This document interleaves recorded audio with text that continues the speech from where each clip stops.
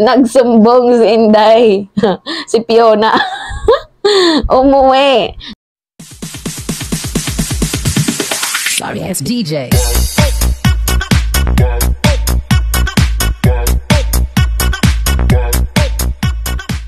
Tuwang-tuwa ngayon guys ang ating Armed Forces of the Philippines Chief na si Browner. Ito yung gusto ko, yung natutuwa ang ating AFP. O bakit naman sila natuwa, Mima? Ito yung sabi sa balita. Armed Forces of the Philippines Chief Browner thanks House for Defense Resource Support. So, nagpadala kasi guys yung liderato ng ating nag-iisang House Speaker Martin Romualdez, 'di ba, ng suporta dito sa ating mga Armed Forces of the Philippines dahil kailangan nila ng 9 billion needed to bolster West Philippine areas. So, buti na lang meron tayong nag-iisang House Speaker Martin Romualdez. Tutuluyan na atang tawagin ni Fiona ay Sara Duterte. Natambalos-los itong si Martin Romualdez. Paano ba naman kasi? Tinanggalan ba naman ng candy? Binawian ng candy, guys. Yung confidential funds. Biruin nyo? Magkano yung confidential funds na hinihingi? 650 million? Tama ba ako ng pagkakarinig? Tapos, within 11 days, guys, yung kanya 125 million. Nilunok lang. Kaloka naman ang ating kaloka naman ang ating vice presidente. Tapos guys, isa pa sa nakakatawa ha. Tingnan nyo tong balitang to. Hindi ko alam kung bakit nagkakaganito si BP Inday. Nagagalit siya. Where in fact, yung kanyang confidential funds, simula pa nung naging presidente ang kanyang tatay, ay talamak. Sabi dito, confidential funds about, sa Davao City pa lang yan guys ha, 144 million. Noong 2016 yan. Tapos 293 million noong 2017. At 420 million noong 2018. At ito guys ha, kahit pandemonyo, may confidential funds ang ating nag-iisang Fiona. Kahit pala mga taga-bundok nung kasagsagan ng pandemic, nasa labas pala. Ngayon ko lang yun nalaman. Kasi nga, yung confidential funds is for security purposes daw ko, no? Baka na naman pangalanan tayo ni BP Inday ang kumukontra sa sa confidential funds ay kalaban ng bayan. Grabe naman tong si Inday. Yan o, nakikita niyan. 460 million from 2019 to 2022. Kaninang kapanahonan yan? Panahon ng kanyang tatay yan. Questionable. Diba? Tapos yung mga COA reporter gustong ipatumba para hindi makapag-report. Kasi pag nakapag-report yan, pwede silang mag-Columbia. Pero anyway, idaan na lang ba natin sa tawa? Diba? Nakakalungkot lang isipin, diba? Tinatanong ka, hindi ka talaga matatawag na totoong opisyal kung tinatanong lang sa'yo. Tapos, diba, imbis sagutin mo ng maayos, ang gusto, nagre-reverse card ka na sinasabi mo, inaatake ka namin, na hindi naman yun atake. BP Inday naman, huwag tayong maglokohan dito. Ano ba naman yan? Anyway, sabi dito sa balita, Armed Forces of the Philippines or AFP Chief of Staff Romeo Browner Jr. has expressed his gratitude to the House of Representatives by House Speaker Martin Romualdez for recognizing the need to strengthen the nation's defense resources. Malaking tulong talaga yung pagkuha ng candy dito kay Fiona. Diba? Para ma-improve. Diba? Ang ating Armed Forces of the Philippines.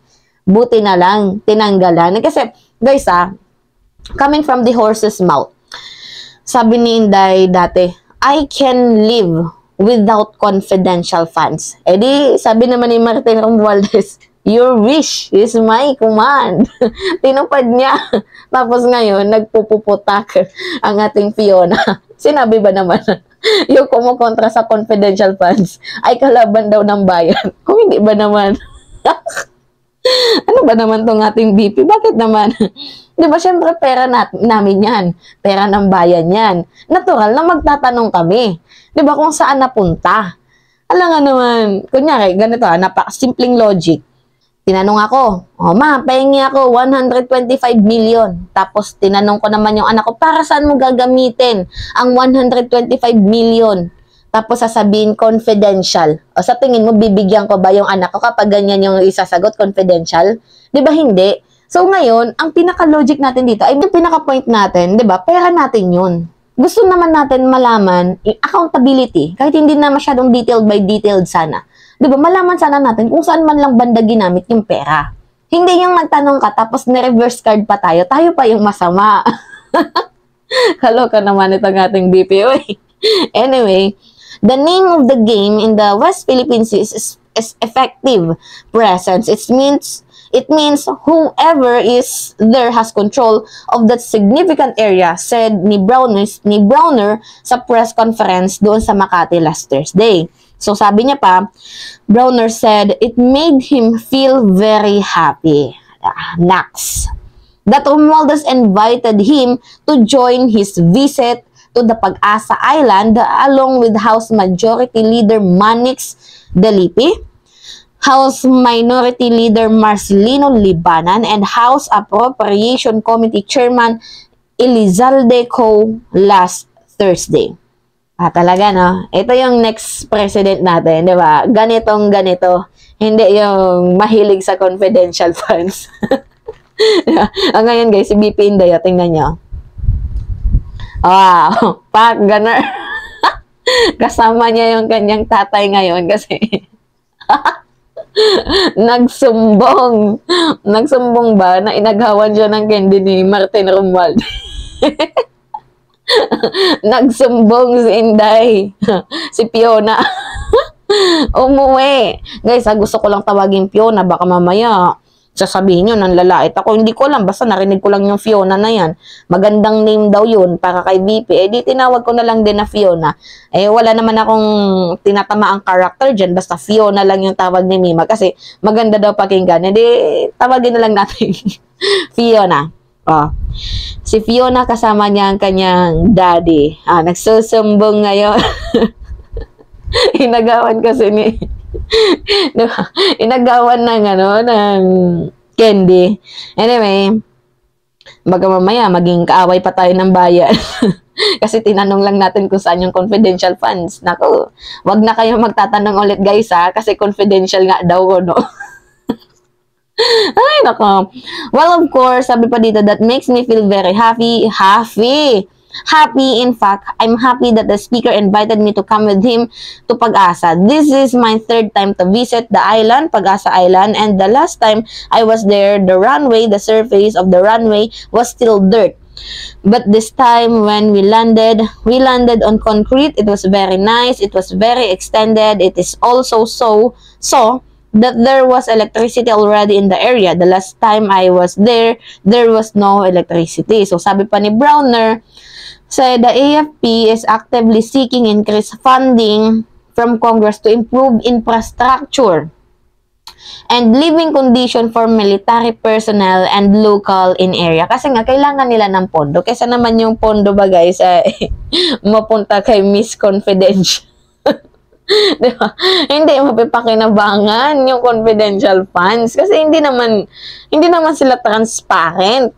Kasi guys, imagine madaming mga ahensya ang nangangailangan ng confidential funds. For example, Armed Forces of the Philippines, Philippine National Police, dagdag na lang natin yan, yung mga National Security Defense, National Security Council ba yun? Ang daming nangangailangan ng intelligence funds, ang daming nangangailangan ng confidential funds na mas productive sana. Kaso lang, napunta doon kay Fiona. Anong napala nyo? O, diba wala? Ngayon, natinanggalan siya ng confidential funds. Galit na galit ba guys? Gustong manakit. Anyway, Romualdez also expressed deep appreciation to Browner and reaffirmed the House of Representatives unwavering support for AFP. Yan ang maganda, nagkakasundo. So we saw for ourselves how important the service and the sacrifice you all do out there for us in Kalayaan. Sabi yan ni Romualdez in the same press conference.